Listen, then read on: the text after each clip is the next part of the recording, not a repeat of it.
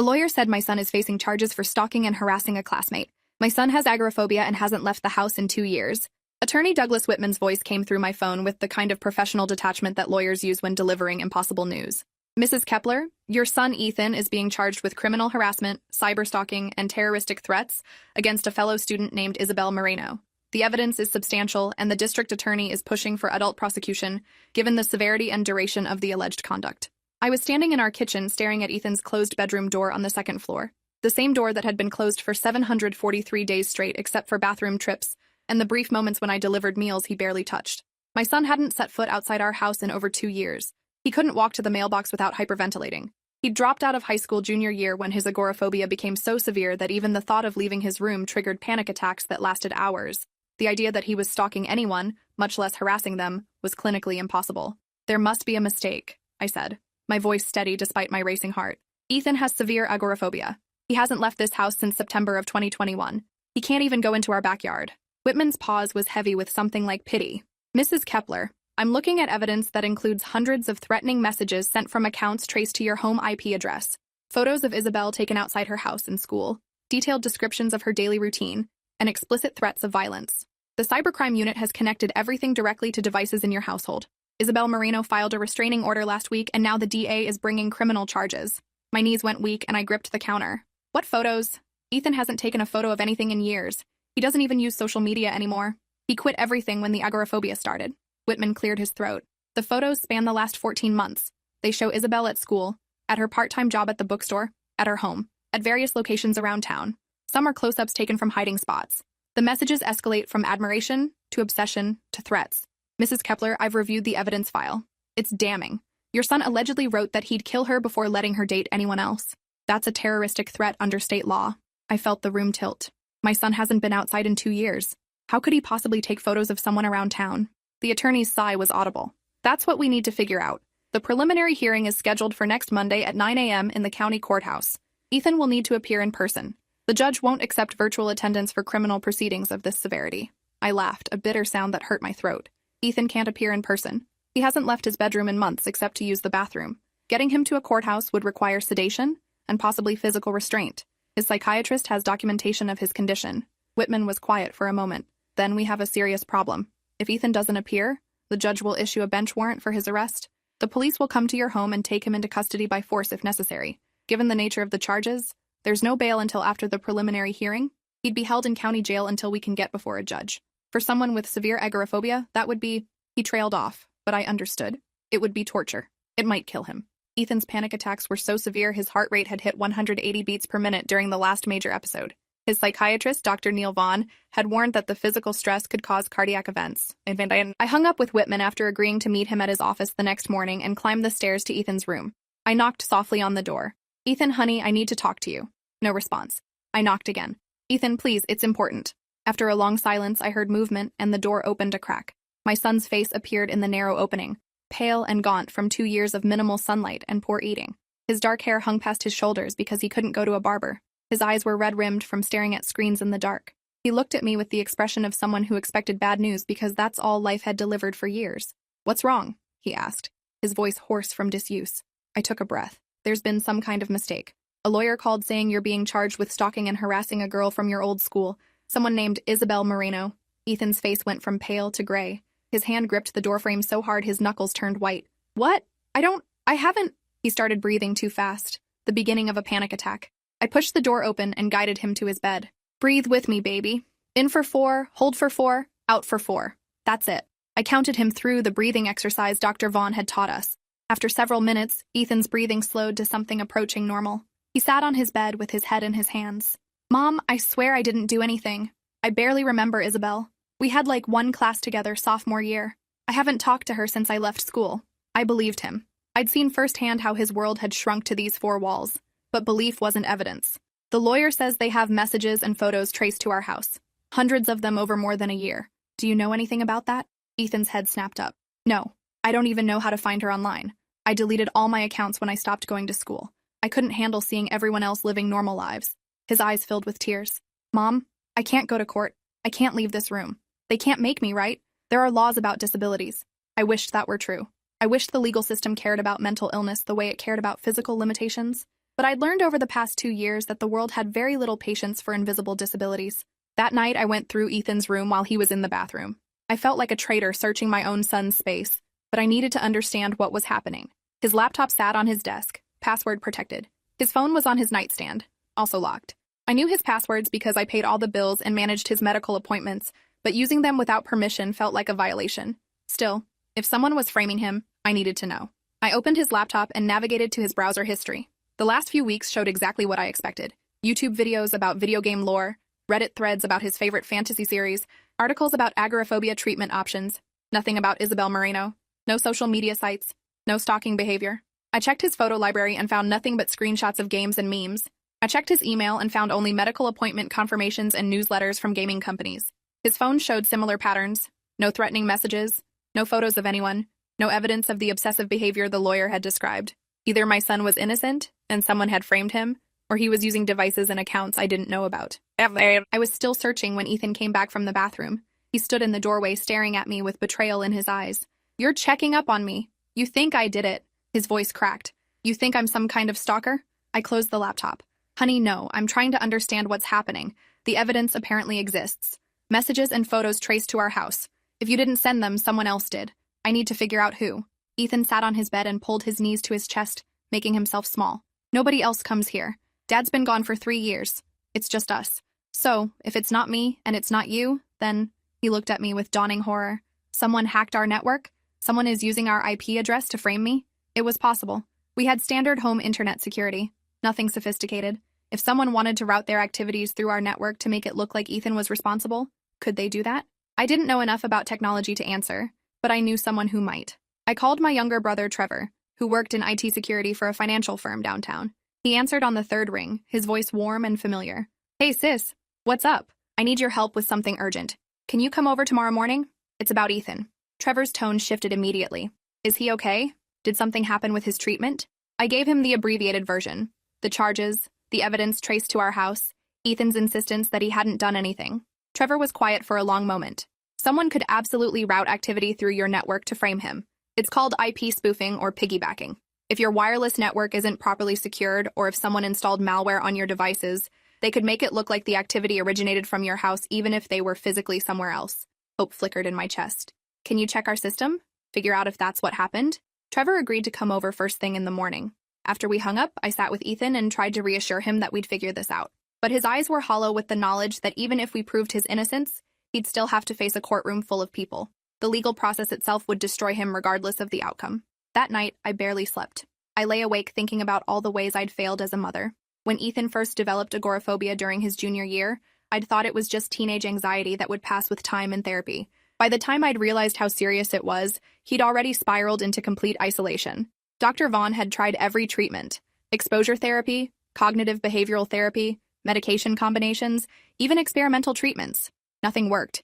Ethan's fear of leaving the house had calcified into something that controlled every aspect of his life. He'd lost his friends, his education, his future, and now he was losing his freedom. At 7 a.m., I was already dressed and drinking coffee when Trevor arrived carrying a laptop bag and a case of equipment. He hugged me at the door, his face creased with concern. "Where's the router?"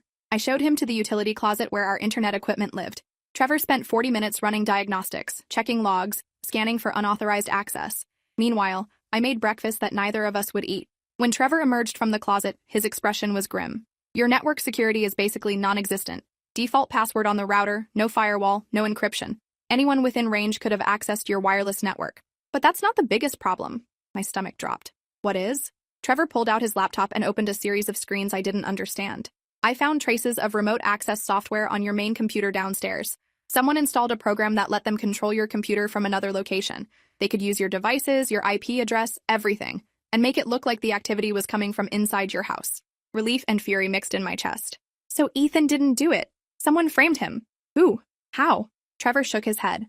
"I can tell you someone had access, but I can't tell you who. The software is sophisticated enough that they covered their tracks.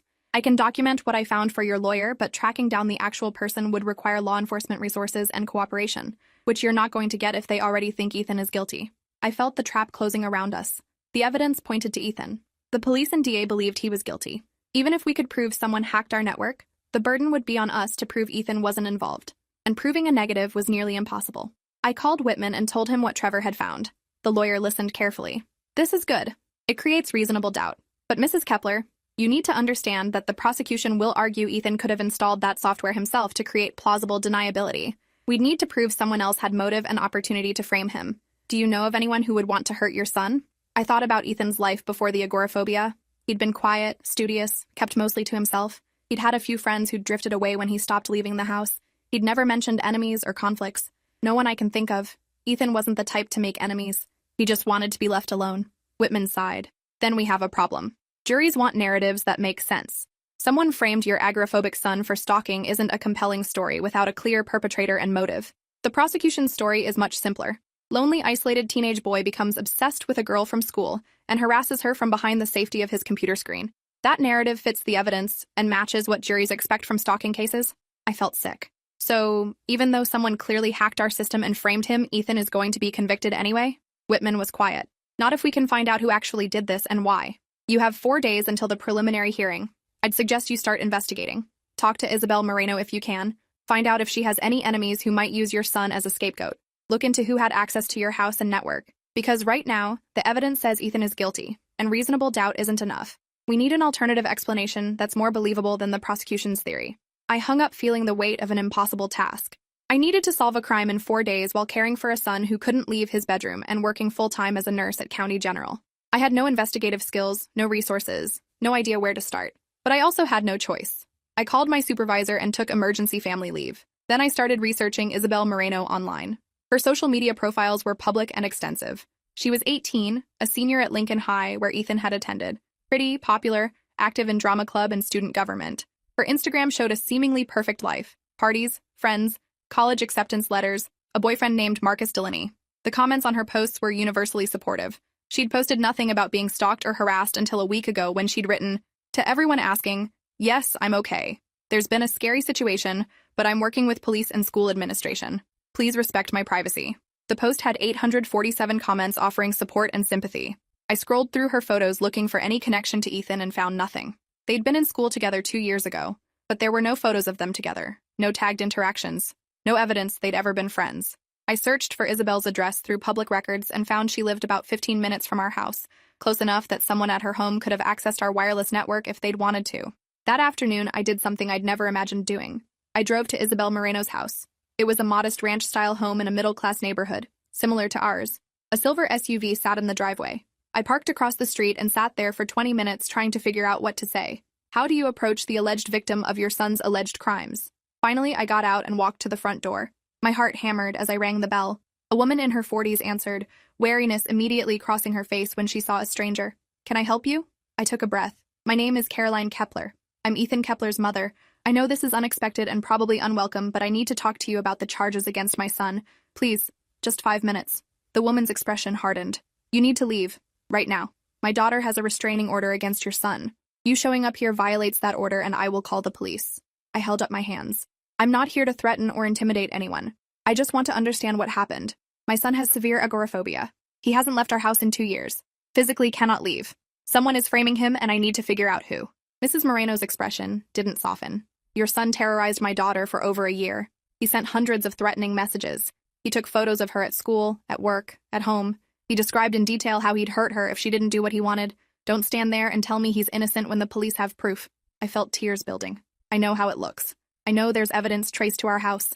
But someone hacked our network. We have documentation that someone installed remote access software on our computer. I'm not asking you to drop the charges. I'm asking you to help me figure out who actually did this. Because whoever is tormenting your daughter is still out there, and they're using my son as a shield. Mrs. Moreno stared at me for a long moment. Then she called over her shoulder. "Isabel, can you come here?" A teenage girl appeared behind her mother, slender and blonde with the kind of effortless beauty that probably made life both easier and harder in different ways. She looked at me with fear and anger. "Who is she?" Mrs. Moreno put a hand on her daughter's shoulder. "This is Ethan Kepler's mother. She says someone is framing her son. I think you should tell her what happened." Isabel's jaw tightened. Why would I tell her anything? Her son is a psycho who threatened to kill me. I stepped back, trying to look as non-threatening as possible. "Please, I'm not here to hurt you or defend what happened to you. Someone terrorized you and that person needs to face consequences. But my son didn't do it. He literally cannot leave our house because of a mental illness. I need you to help me figure out who actually targeted you because they're going to get away with it if Ethan takes the blame." Isabel looked at her mother, who nodded slightly. The girl's shoulders sagged. It started about 14 months ago. I got a friend request on Instagram from an account that looked like a fan page for the TV show I was posting about. I accepted it and started getting DMs complimenting my posts. It was friendly at first, but then it got weird. The person said they knew me from school, said they watched me every day, said I was perfect. She wrapped her arms around herself. I blocked the account and they made new ones. Dozens of them. They'd message me from different accounts saying the same things. That I was beautiful, that they loved me, that they wanted to protect me. It was creepy, but I thought it was just some online weirdo. I pulled out my phone and opened the Notes app. When did it escalate? Mrs. Moreno answered. About 6 months ago. That's when the photos started. Someone was following Isabel and taking pictures. At school, at her job, coming out of restaurants. Isabel's voice shook. They'd send me the photos with captions like, "You looked beautiful today," or "I was so close to you and you didn't even notice." They knew my schedule. They knew where I'd be before I got there. I was terrified to leave the house. I felt sick listening to what this girl had endured. Did you report it to the police? Mrs. Moreno nodded. Multiple times. They said without knowing who was sending the messages, there wasn't much they could do. Then about 3 months ago, the messages got violent. The person said if Isabel didn't stop seeing her boyfriend, there would be consequences. They sent photos of Marcus with crosshairs drawn over his face. They described how they'd hurt him. Isabel was crying now. I broke up with Marcus to protect him. I thought if I did what they wanted, they'd leave us alone. But it just made it worse. They started saying I belonged to them now, that I'd proven my love by breaking up with Marcus, that we'd be together soon. The stalker's escalation fit classic patterns. The demands, the possessiveness, the threats. This was someone dangerous. How did the police connect this to Ethan? Mrs. Moreno's expression hardened again. Because the cybercrime detective traced the accounts to your home IP address. Multiple accounts, all created from the same location. Your house. Isabel pulled out her phone and opened a messaging app.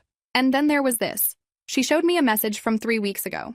The username was Ethan K 2005, which would be Ethan's birth year. The message read, "I can't wait anymore.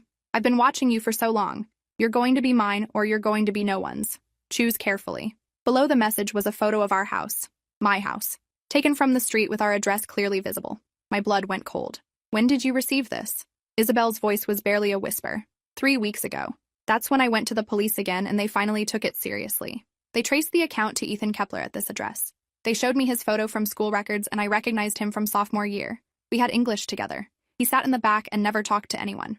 After I identified him, they got a warrant for his online activity and found hundreds of messages across different platforms, all from accounts traced to your IP address, all saying the same obsessive things. I felt the walls closing in. The evidence was overwhelming. The messages, the accounts, the IP address, even a photo of our own house. How could we prove Ethan's innocence against all of that?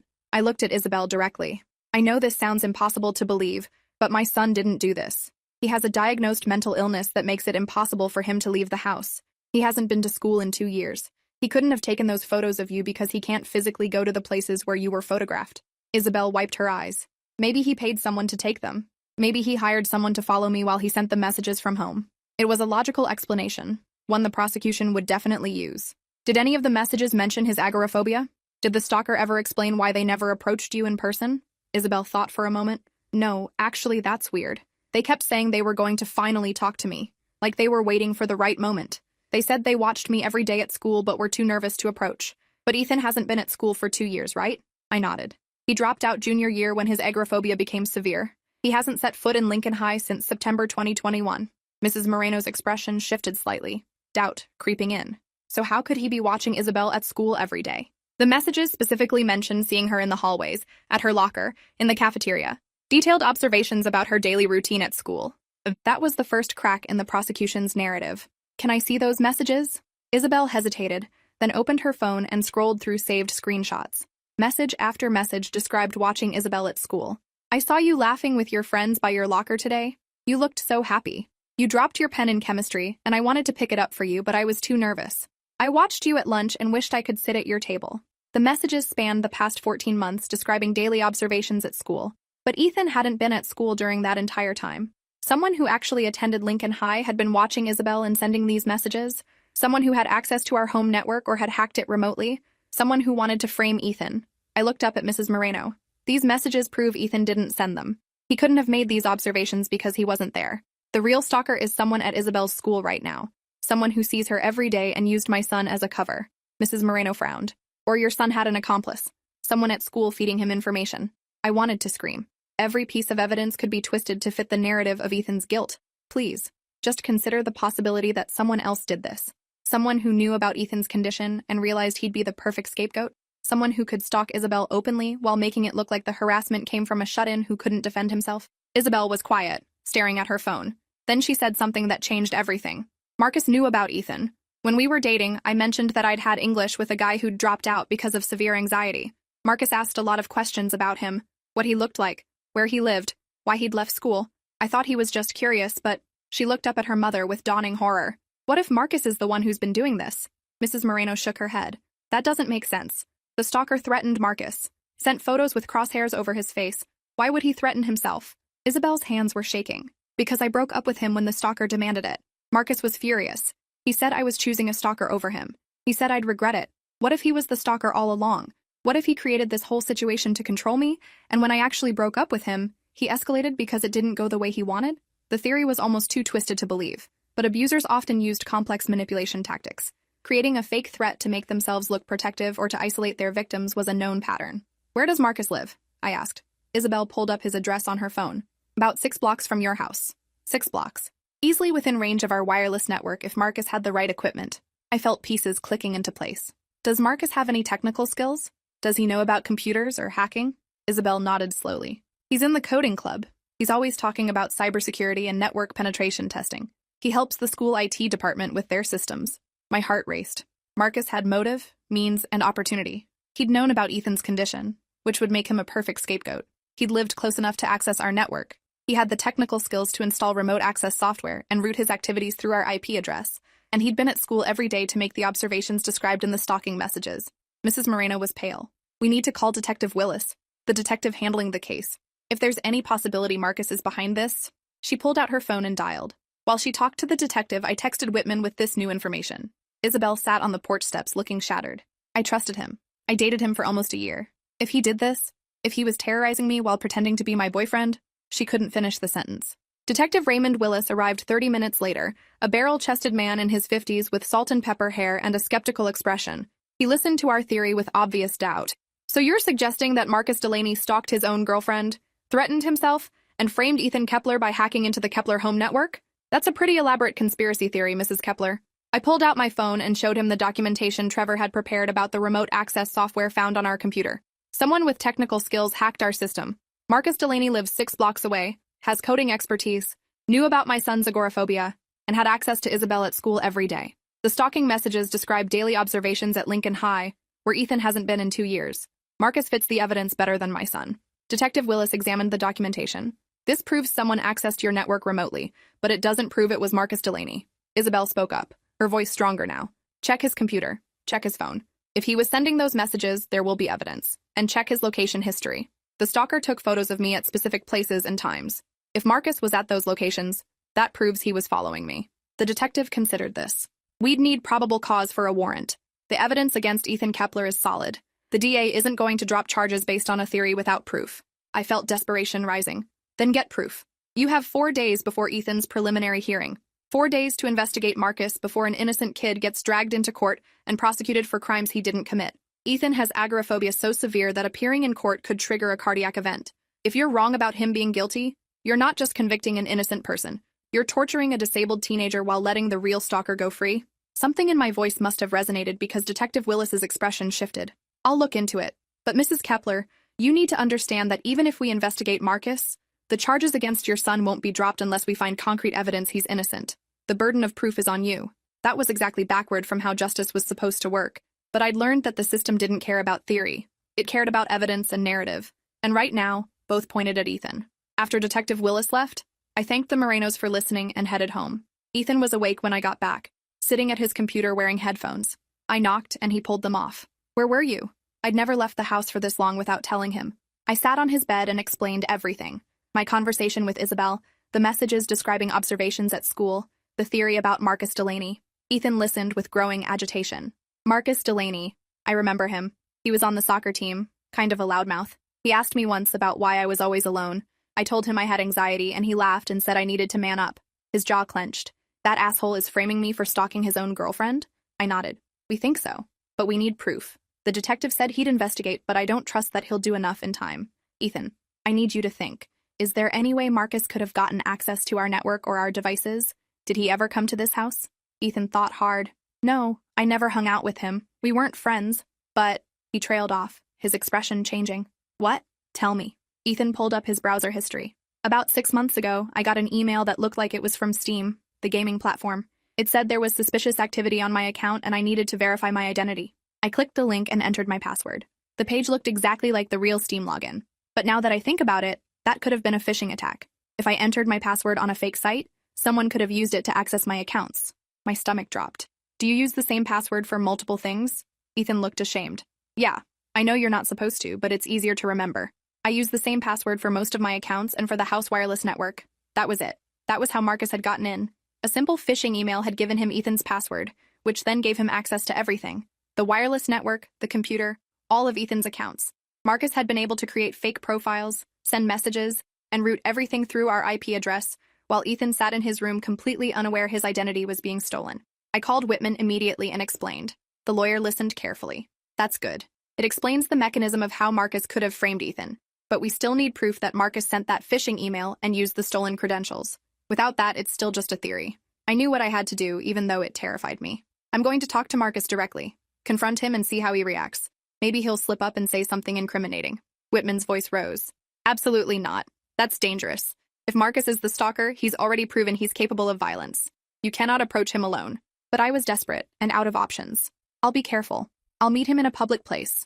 But I need to know if he's behind this.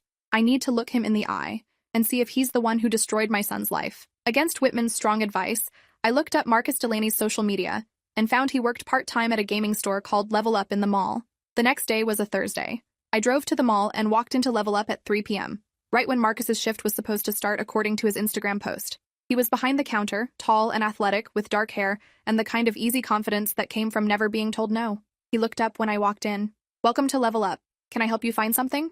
I walked to the counter and looked directly at him. Marcus Delaney, my name is Caroline Kepler. I'm Ethan Kepler's mother. I need to talk to you about Isabel Moreno. Marcus's expression went carefully neutral. I don't think I should talk to you without a lawyer present.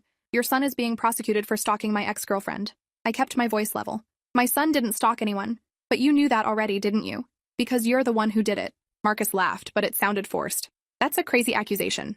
The police traced everything to your house. Your son is guilty and you're just trying to find someone else to blame. I leaned against the counter. The police traced the activity to our IP address. But you knew how to route your activity through our network because you hacked it. You sent Ethan a phishing email and stole his password. Then you used our wireless network to send stalking messages and create fake accounts, all while making it look like Ethan was responsible. Marcus's smile didn't reach his eyes. You sound paranoid. Maybe it runs in the family. The casual cruelty in that comment made me want to hit him. You knew about Ethan's agoraphobia. Isabel told you about him. You realized he'd be the perfect scapegoat because he couldn't defend himself. He couldn't prove he wasn't at school making those observations because he was trapped in his house. You framed a disabled teenager because you knew no one would believe his denials. Marcus's expression hardened. Your son is a freak who dropped out of school because he's too weak to face the real world.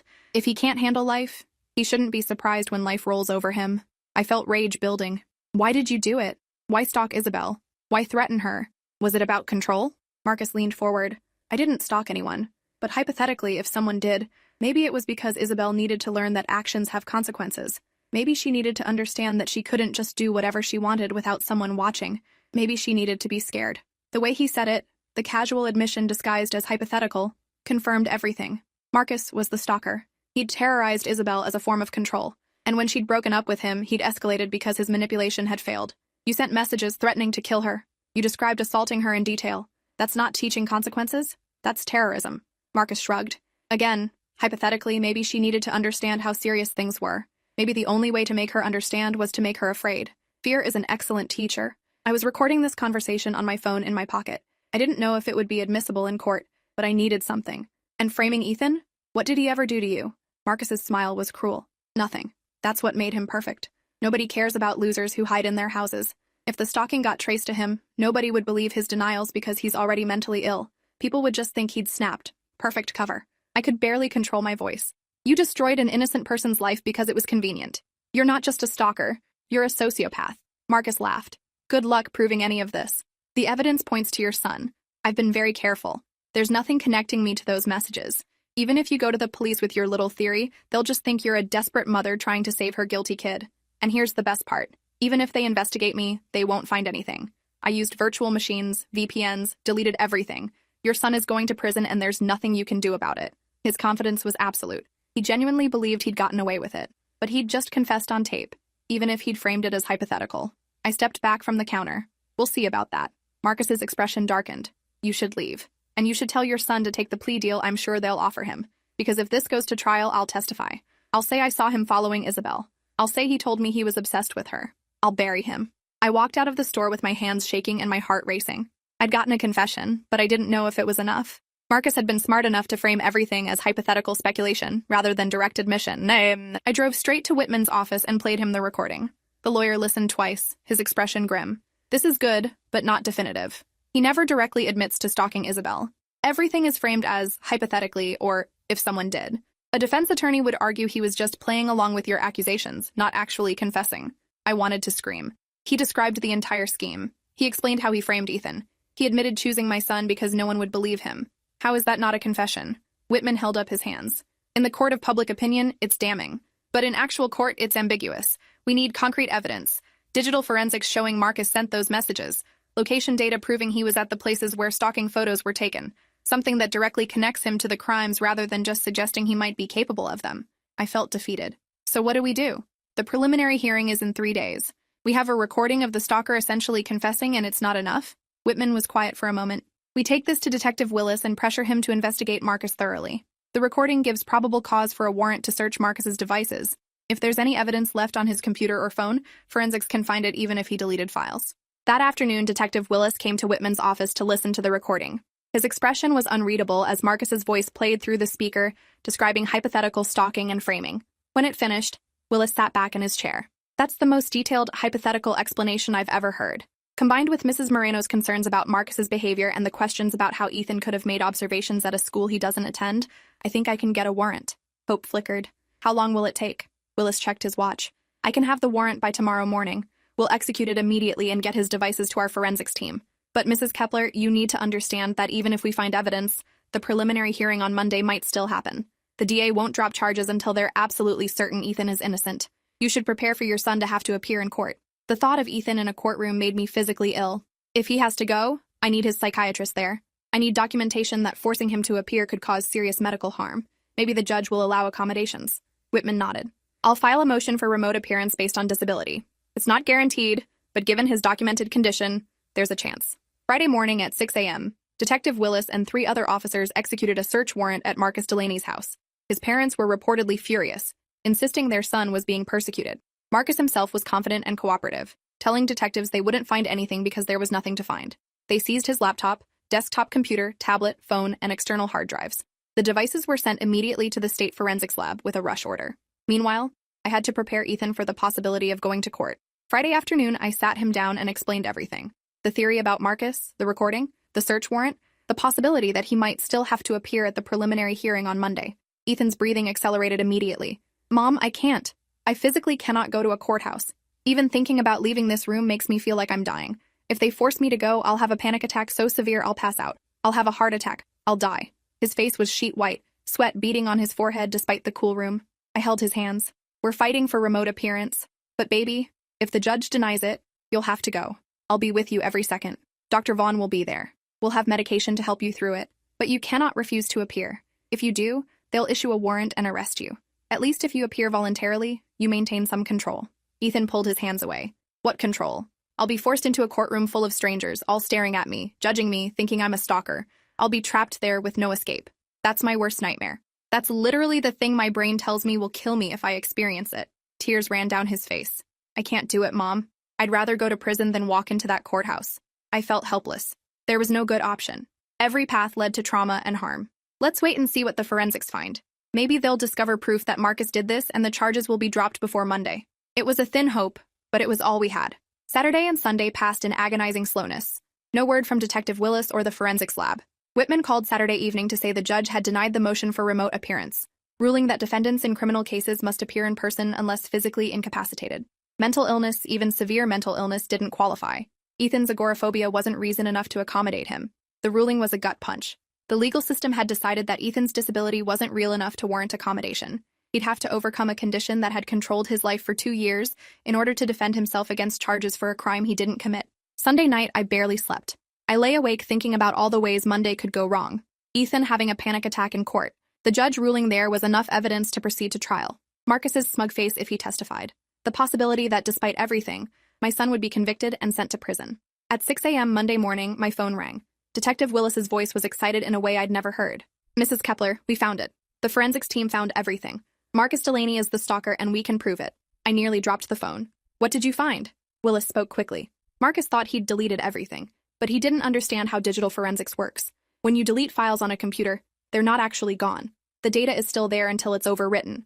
Our team recovered thousands of deleted files from his hard drive. Messages to Isabel, photos he'd taken while stalking her, logs of when he accessed your wireless network, even the phishing email he sent to Ethan. We have timestamps, metadata, everything. It's an airtight case. I started crying. So the charges against Ethan will be dropped? Willis confirmed it. The DA is filing a motion to dismiss this morning. Ethan doesn't have to appear in court. Instead, we're charging Marcus Delaney with stalking, harassment, criminal impersonation, computer fraud, and terroristic threats. He's looking at significant prison time. I ran upstairs and knocked on Ethan's door. When he opened it, I saw he was already dressed in the button-down shirt and slacks I'd bought for court. His face was gray with terror, resigned to facing his nightmare. Mom, I'm ready. I'm going to try. I don't think I can do it, but I'll try. I grabbed him and hugged him hard. You don't have to. They found proof. Marcus Delaney was the stalker. The charges against you are being dropped. It's over, baby. It's over. Ethan's legs gave out and I helped him to the bed. He sat there shaking, crying, gasping for breath. Not from panic, but from relief so overwhelming his body didn't know how to process it. I don't have to go to court? I shook my head. Never. The charges are dismissed. You're free. We sat together while he cried. Then he started laughing. A slightly hysterical sound that worried me until I realized it was just release. 2 years of isolation and now this false accusation had been pressing down on him. The weight was finally lifting. Later that morning, Whitman called to confirm the charges were officially dismissed. Marcus had been arrested that morning and charged with multiple felonies. His parents had hired an expensive attorney, but the evidence was overwhelming. Marcus would go to prison. Isabel called that afternoon. Mrs. Kepler, this is Isabel Moreno. I wanted to apologize. I'm so sorry I believed Marcus. I'm sorry your son almost went to prison because of me. I stopped her. You have nothing to apologize for. You were victimized. You reported what you believed to be true based on the evidence you had. You're not responsible for Marcus's crimes or his framing of Ethan. Isabel was quiet for a moment. How is Ethan? Is he okay? I looked at his closed bedroom door. He's recovering. This has been traumatic for him, but he'll get through it. He's stronger than people think. After we hung up, I realized that was true. Ethan had survived 2 years of agoraphobia, false accusations, and the threat of prison. He'd maintained his innocence even when everyone believed he was guilty. That took a different kind of strength than most people understood. Marcus Delaney's trial happened 6 months later. I attended every day, watching him try to maintain his confidence as witness after witness described his stalking behavior. Isabel testified about the terror she'd lived with for over a year. Digital forensics experts explained how Marcus had hacked our network and framed Ethan. The jury convicted him on all counts. He was sentenced to 8 years in prison. Ethan still has agoraphobia. He still can't leave the house. But he's working with Dr. Vaughn on new treatment approaches. He completed his GED online and started taking college classes remotely. He's rebuilding a life within the constraints of his condition. Sometimes I see him looking out his bedroom window at the world he can't access, and my heart breaks. But he survived something that would have destroyed many people. He faced false accusations, a broken system, and the possibility of prison, and came through it with his integrity intact. That's its own kind of victory. 2 years after the charges were dismissed, Ethan opened his bedroom door one morning and walked downstairs to the kitchen where I was making coffee. It was the first time he'd left his room voluntarily in months. He stood in the doorway looking pale but determined. I want to try going outside. Just the backyard. Just for 5 minutes. Will you come with me? We walked together to the back door. Ethan's hand shook as he turned the knob. He stepped onto the patio and stood there breathing the outside air for the first time in over 4 years. He lasted 3 minutes before the panic started building and we went back inside. But those 3 minutes mattered. They were proof that healing was possible, that progress could happen, that the boy who'd been framed for crimes he couldn't physically commit was finding his way back to the world one terrifying step at a time. Thanks for watching till the end. Make sure to subscribe and like to not miss the next story.